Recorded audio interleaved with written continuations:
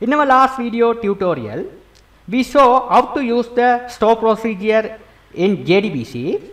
Here, after create the store procedure, here you go to the database, you will be able to see this procedure, right? This store procedure. I have created store procedure authors, right? This is the how to create the store procedure. I have explained in my last tutorial. Okay.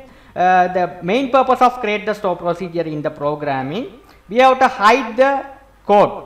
We have to hide the queries, right? If you have to insert the query, insert into, you have to write. Okay, if you add it here into the database, we have created into the procedure in the database, we have to improve the performance of the database. The store procedure is very easy stuff. Okay, so here, this is how we have created the store procedure. Okay, now what I am going to do is here, now I am going to do it the first CRUD operation we have to do using the JDBC, which is a find method, right? If you enter the relevant author's ID, here this author's ID, ID1, the relevant information will be displayed. So how to do the task? Let's see. So this is the find I will be right. Okay, so here if you run the program, Rajesh and Kumar. So here this is the relevant employee ID, author ID I have to given here. If you are select as 2, save all. If you are run and check what happened, John and Peter, it belongs to John and Peter. 2 is belongs to John and Peter, right? So we already created the store procedure for find here, find method here. So here, here in my last tutorial, this is a find. Select author, name into the authors, the where, author ID, right? This is all the stuff for finding. This store procedure we have created for the find operation. So each and every operation we have to create the store procedure like this. We have to put the start with the begin and end. This is the keyword we have used to create the store procedure. Other stuff, all the code are simple code. Select author name into like this. Okay, right. Now what I am going to do is here.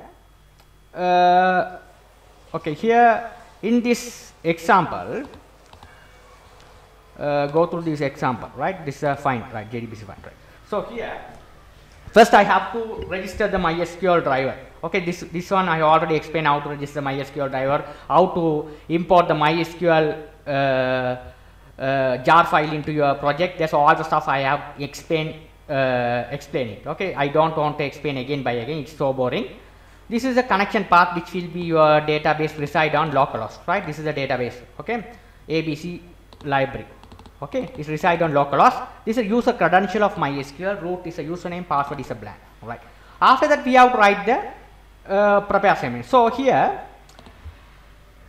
normally we have to find the record in JDBC. We have to write prepare statement.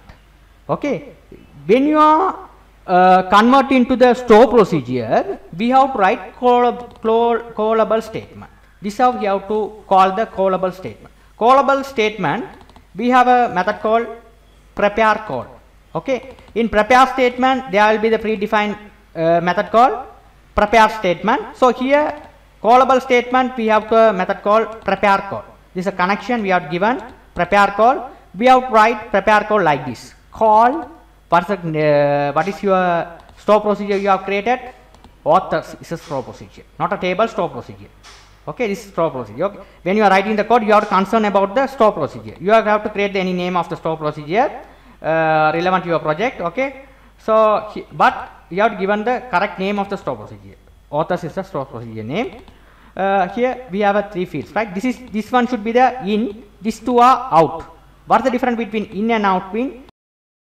If you go to my tutorsfunny.com, I have explained it. Store procedure consists of 2 parameters, in and out, right? These are called as parameters, right? In, argument can pass into the store procedure. Out means return the value. So here we have 2 parameters. This one should be the in. These 2 are out. Okay. So in mean we have to input the value. It's a 2 mean it's a input the value. So it's stored in this parameter. Out mean what is the result you are getting as a result. Okay, when you enter the in as a employee number, author ID as a in, we have to retrieve the details from the database as a the author's relevant information, first name and last name. These are called as out. Okay, you have to clearly understand what is a in does, what is a output, out does, right? So this is the input. This result should be the output. So now here what I did here is we have to register the output as a parameter. We have to register the output as a parameter here like this. Okay, this is a varchar, this is a varchar. Okay, this one should be more relevant stuff. After that we have to execute. In my JDBC we have to write execute update. Here we don't need to write execute update. You just called as execute. The query will be work.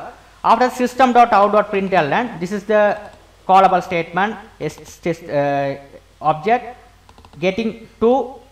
This one should be the 2. This 1, this is 2, this is 3. It's called as like this. 1, 2, 3. 1 means the ID. This is the ID. First question mark. Second 2 will be the first name. 3 will be the last name. So we have to give called as 2 and 3. This in between those we have to given the space. Okay.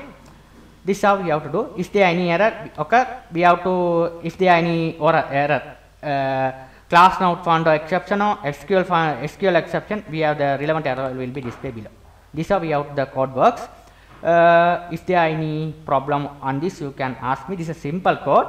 Don't worry about those codes I have put into my Tutors Funny website. You will be able to learn.